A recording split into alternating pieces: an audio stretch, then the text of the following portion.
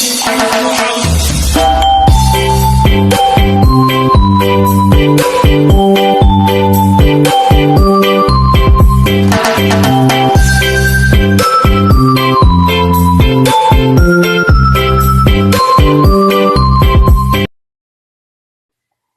birthday sa baby bunso ng Solid Fam, si Miss Apple Pie, si Miss Mango Pie, Diyos ko, daming pie sa pangalan.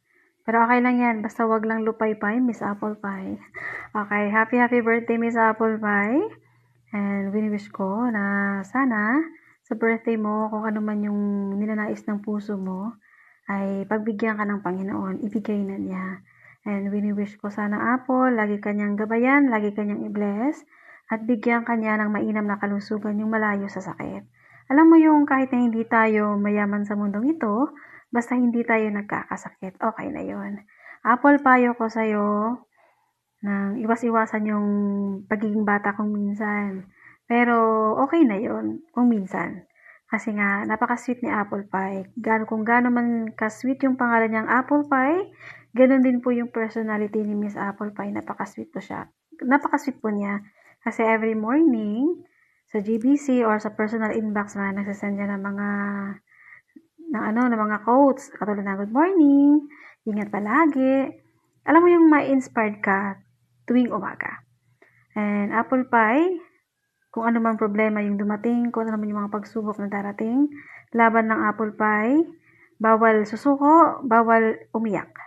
Then, Apple Pie, kami mga solid fam mo, nandito lang para sa'yo.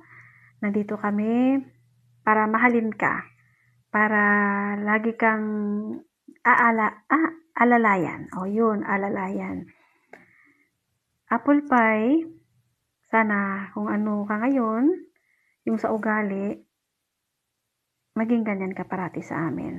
Kasi sa ganyang ugali na pagiging sweet mo, Apple Pie, maalalahanin mo, maraming nagmamahal sa'yo. Nandyan si Mami, si Daddy, si Ate Fatima, at kaming mga kapatid mo dito sa Solid Fam.